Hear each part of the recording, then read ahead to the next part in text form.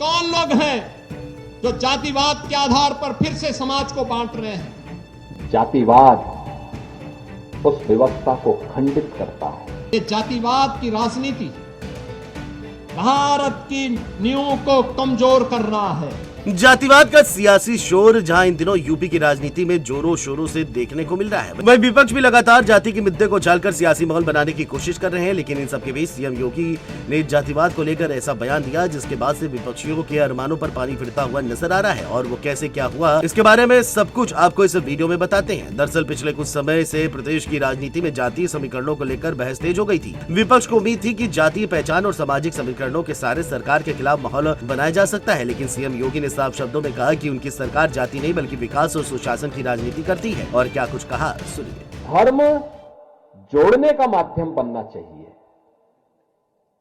धर्म जोड़ता है, जातियां समाज को व्यवस्थित रूप से उस व्यवस्था को संचालित करने का माध्यम होंगी। लेकिन जातिवाद उस व्यवस्था को खंडित करता है, कमजोर करता है। सिर्फ इतना ही नहीं, सीएम योगी ने यह भी बताया कि आखिर किस तरह जातिवाद की राजनीति देश की नींव को कमजोर करती है। और क्या कुछ कहा, सुनिए। देश कमजोर क्यों हुआ? क्योंकि जातिवाद ने समाज की नींव को दरका दिया, कमजोर कर दिया। ये जातिवाद की राजनीति भारत की नींव को कमजोर कर रहा है। बांटने की ये राजनीति हम सबको फिर से गुलामी की ओर धकेल रहा है।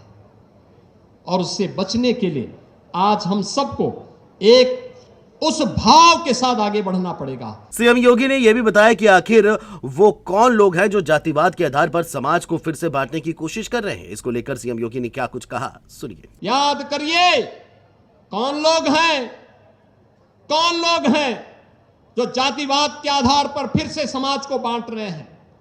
कौन लोग हैं जो अफवाह के आधार पर देश के अंदर विश्वास का संकट खड़ा कर रहे हैं?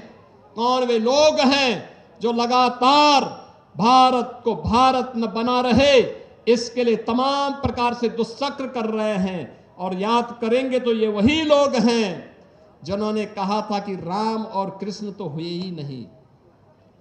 ये वही लोग हैं जिन्होंने राम मंदिर के आंदोलन में विरोधी पक्ष के साथ जाकर के मिलकर के राम मंदिर का फैसला न हो इसके लिए एड़ी चोटी लगाई थी। ये वही लोग हैं जो राम सेतु को तोड़ने के लिए तो उतावले दिखाई देते हैं लेकिन राम मंदिर के निर्माण का विरोध करते हैं। ये वही लोग हैं जिनके द्वारा लगातार देश के अंदर अविश्वास का वातावरण पैदा करने का प्रयास किया जा रहा है। और इस अविश्वास के परिणाम स्वरूप ये भारत के संवैधानिक संस्थाओं को भी कटघरे में खड़ा करने का प्रयास कर रहे हैं। भारत के संवैधानिक संस्थाओं को खड़ा करने का मतलब भारत को एक बार फिर से कटघरे में खड़ा करके अविश्वसनीय बना देना। इनको देश की चिंता नहीं, इनको स्वयं के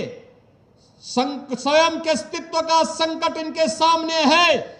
इसलिए ये देश पर प्रश्न लगाने का प्रयास कर रहे हैं। भारत की अस्मिता के साथ अब खिलवाड़ करने पर उतारू हो चुके हैं। मुख्यमंत्री के इस बयान के बाद सियासी गलियारों में हलचल तेज हो गई है। राजनीतिक विश्लेषकों का मानना है कि योगी के इस रुख ने विपक्ष की उस रणनीति को झटका दिया है जिसके जरिए जातीय मुद्दों को हवा देकर राजनीति फायदा लेने की कोशिश की जा रही है। फिलहाल यूपी की राजनीति में जाति बनाम विकास की बहस एक बार फिर तेज हो गई है। अब देखना होगा कि आने वाले समय में विपक्ष इस बयान का किस तरह जवाब देता है। ये एक बड़ा सवाल है। Desk report, JMT news.